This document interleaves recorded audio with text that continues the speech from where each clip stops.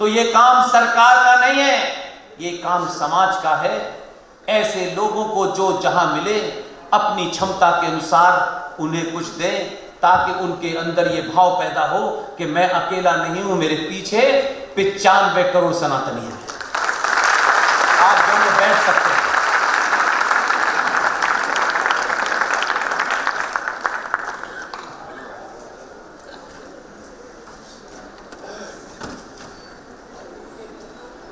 आज बहुत सारी चीजों की चर्चा हो रही है पार्लियामेंट पे, सुबह से शाम तक डिबेट चल रही है।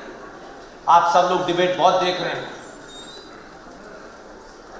पता चला है कि एक साहब थे, आनंद भवन में उनके पिताजी रहते थे,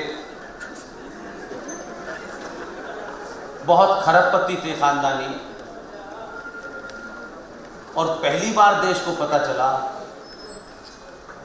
कि हमारे फूल वाले चचा सोने के एक छड़ी जिसपे नंदी बनाए उसे लेकर टहलते थे। आज ही पता चला, इससे पहले पता नहीं चला। अब वो पता चल गया है, वो वहां से यहां ले आया है, कल वो रखी जाएगी। तो बताया जा रहा है, कुछ लोग बता रहे हैं पार्टी वाले, देखिए उन्होंने ये किया था, उन्होंने ये किया था, उन्होंने ये किया था। तो मैंने कहा कि कुछ चीजें मैं खोज के ला दूं, ताकि आपको भी कल जब बोले तो किसी को कोई डिबेट पे बुला ले। मैं जाता नहीं हूं, क्योंकि मेरा काम इसी से फुर्सत नहीं मिलती, यही डिबेट 4 घंटे की हो जाती है। एक किताब लिखी, India from Curzon to Nehru and after, और ये सबसे क्लोजेस्ट आदमी नेहरू जी के हैं।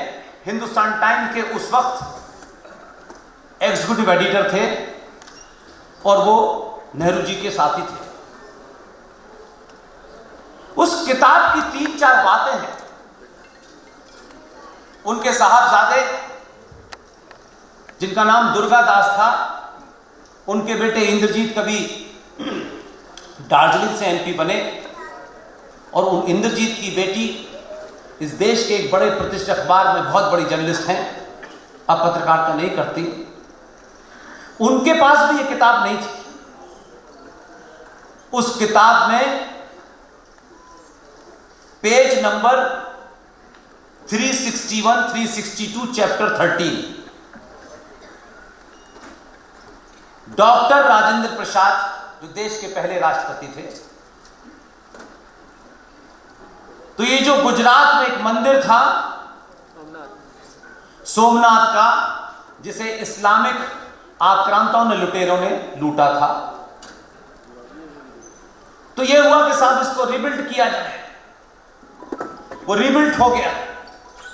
तो डॉक्टर राजेंद्र प्रसाद ने कहा कि मैं उसमें जाऊंगा। तो फूल वाले चचा ने उनसे कहा कि आप नहीं जा सकते, आप राष्ट्रपति हैं। उन्होंने कहा राष्ट्रपति मेरा पद है, मैं निजी कैपेसिटी में जाऊंगा। वो नहीं चाहते थे, वो चले गए। आप सोचिए कि आदमी के गिरने का कितना बड़ा स्तर है, और आदमी क्या बताया जाता है साहब, विजनरी थे, जबकि उनकी विजनर एक ही जगह टिकी हुई थी।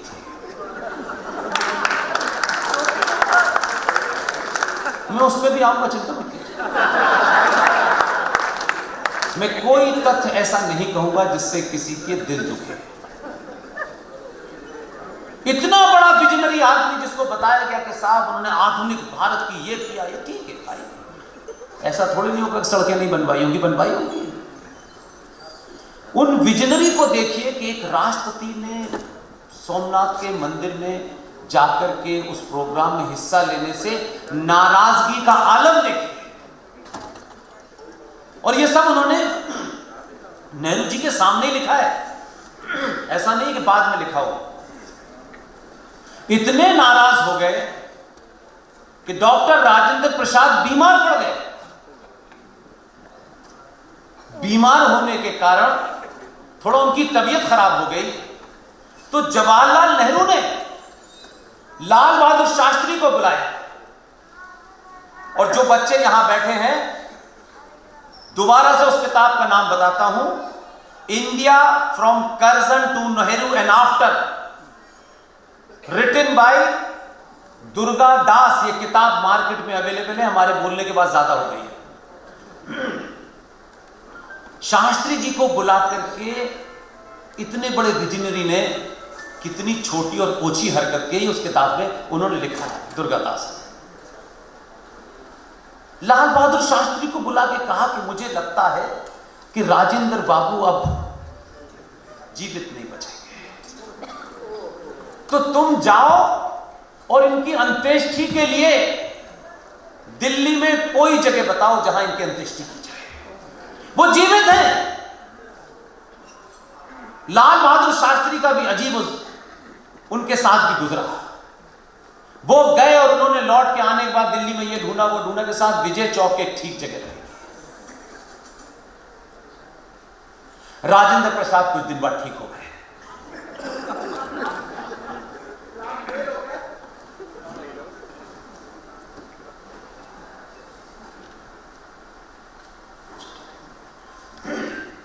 वो ठीक हो गए और उसके बाद जब बीमार पड़े तो आप सोचिए कि उनके साथ दिल्ली में रहते हुए एक एक्स प्रेसिडेंट को जो सुविधाएं मिलनी चाहिए वो नहीं थी। यहां से उन्हें पटना भेजा और पटना में एक सदाकत आश्रम नाम की जगह है जहां कांग्रेस पार्टी का ऑफिस हुआ करता था। डॉक्टर राजेंद्र प्रसाद दमे के मरीज थे। उस सदाकत आश्रम वो आज भी वैसे ही है। इतनी सीलन अंधेरा था, वहां रहने से उनकी मृत्यु हो गई। उनकी मृत्यु में मैं शब्दों को और नहीं बुरे शब्दों में बोलना चाहता, यहां सब लोग बैठे। राधा कृष्ण ने कहा कि मैं उनके अंतिम संस्कार में जाऊंगा। उनका नहीं, आपको पंजाब जाना है पार्टी के चंदे के लिए। बोले वो बाद में होता है। राधा कृष्ण को मने किया, उसके बाद भी गए। उनको कोई सुविधा नहीं मिली। लेकिन लाल बहादुर शास्त्री की जब मृत्यु हुई तो वो बेचारे विजय घाट पे उनको निपटाया गया। ये हैं आधुनिक भारत के प्रधानमंत्री। उनके बारे में एक बेहतरीन किताब लिखी है, राजस्थान के सपूत ने लिखी है। उनके ज्ञान को, उनकी नॉलेज को मैं प्रणाम करता हूं। उनसे बहुत नजदीक में मेरा रिश्ता रहा है। अब वो बुजुर्ग काफी हो गए हैं। उन्होंने बहुत कुछ बताया, लेकिन इंसान जाते जाते भी अगर कोई अच्छा काम कर दे, वो किस पार्टी में है ये महत्वपूर्ण नहीं है, वो जीवित हैं। उन्होंने एक किताब लिखी और किताब का नाम है one life is not enough. बहुत लोगों को पता भी नहीं होगा ये किताब किसने लिखी है। One life is not enough, written by ex foreign minister of India, Jawaharlal Nehru के मीडिया इंचार्ज, इंदिरा गांधी के करीबी कुंवर नटवर सिंह। नटवर सिंह का किस्सा है, ये मेरा नहीं है, ये किसी संघ का नहीं है कि संघ वालों को आप कहते हैं ये हिंदूवादी ऐसे लिखते हैं। उन्होंने अपनी किताब में लिखा है पेज नंबर 42 के ऊपर, और वो साफ साफ लिखते हैं, कहीं कोई उनको कंफ्यूजन नहीं है। मैंने उनको इसके लिए मुबारकबाद दी। मैंने कहा चलिए, एक लंबी लड़ाई के बाद सत्ता से जब आदमी बाहर आता है तो उसको सच याद आता है और आपको याद आता है। इसलिए मुझे उन राष्ट्रवादियों से सवाल खड़ा करना है। वो राष्ट्रवादी हैं, इसलिए उनसे कुछ मत पूछो, क्योंकि वो तो जमीन से ऊपर है। 1962 में 1961-62 ब्रिटिश साम्राज्य के आखिरी वाइसरॉय की पत्नी एडविना माउंटबेटन इंडोनेशिया के एक टापू पर छुट्टी मनाने गई थी। I am talking about 61-62। वहां छुट्टी मनाते में उनको हार्ट अटैक हुआ और उनकी डेथ हो गई। आप कहेंगे इसका भारत से क्या संबंध है? इसका भारत से संबंध है, सिर्फ उन्हीं से नहीं था, भारत से भी था।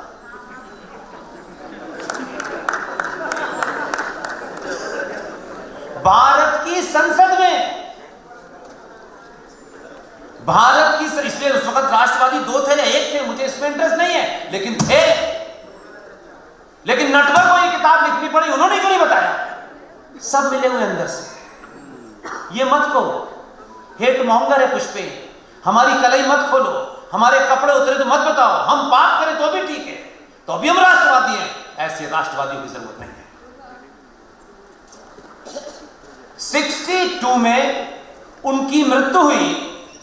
भारत की संसद के अंदर दोनों सदनों में उनकी मृत्यु का शोक प्रस्ताव पारित हो गए, श्रद्धांजलि दी गई।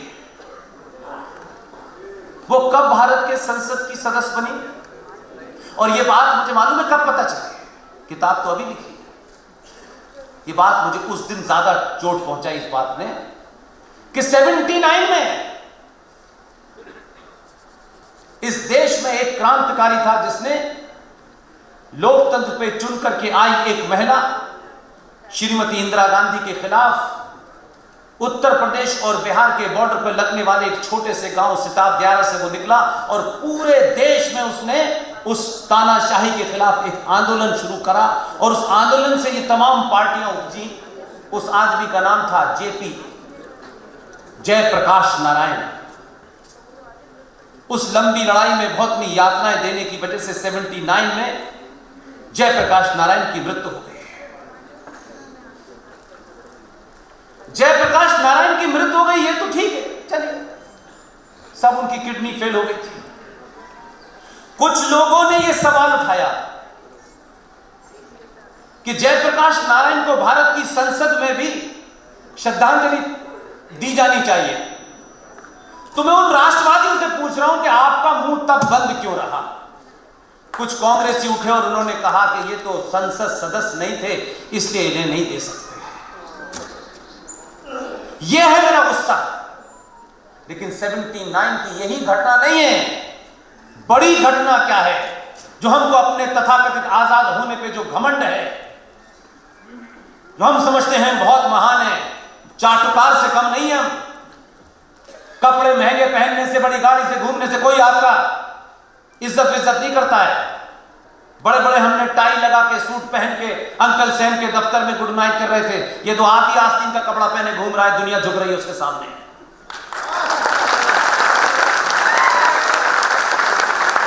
ताकत अंदर होती है,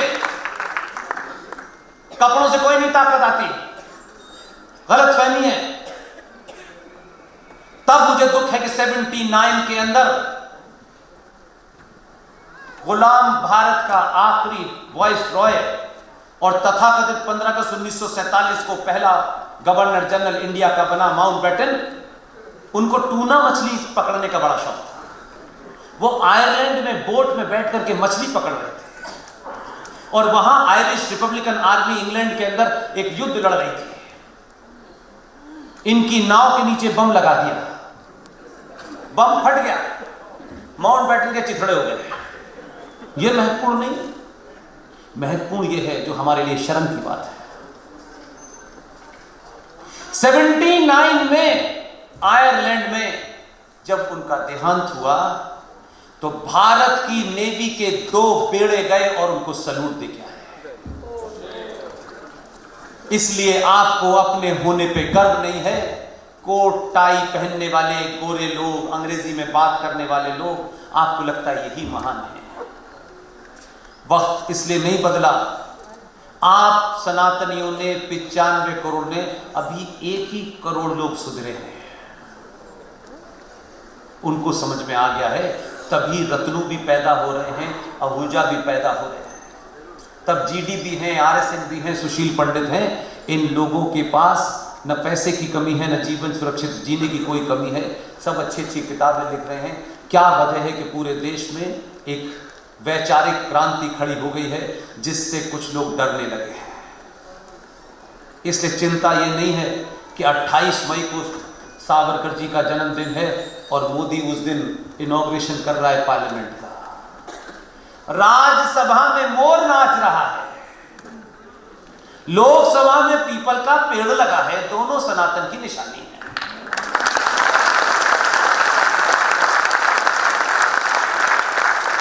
और जो राष्ट्र अपनी पहचान पर नहीं शर्माता, वही दुनिया में सबसे ऊपर होता है। जब वहां वो फूल वाले चचा सोने की छड़ी से जो घूम रहे थे, जब वो वहां से निकाल ली गई तो वही नीचे लगा था। जवाहरलाल इस छड़ी को लेकर टहलते थे कहां? जब वो लगेगी ना पार्लियामेंट में, तो राष्ट्र धर्म क्या होता है, राष्ट्र दंड क्या होता है, एक नहीं 10,000 साल पुरानी हमारी संस्कृति संसद में जिंदा नजर आएगी। और उससे ऊपर उस धर्म की जो दंड की जो छड़ी है, जो लोग कह रहे हैं जिनकी दुकानों पे संकट हो गया है, मुझे कोई दिक्कत नहीं है। आज एक ऐसे आदमी का जन्मदिन है जिसका जिक्र मैं अगर नहीं करूंगा तो मुझे लगेगा कि मैंने उस महत्वपूर्ण आदमी का जिक्र नहीं किया। जीवित है, हमारे बीच में है। आप सब लोग उन्हें टेलीविजन पे देखते हैं, फटा सा कुर्ता, गुजले सा पजामा पहने हुए,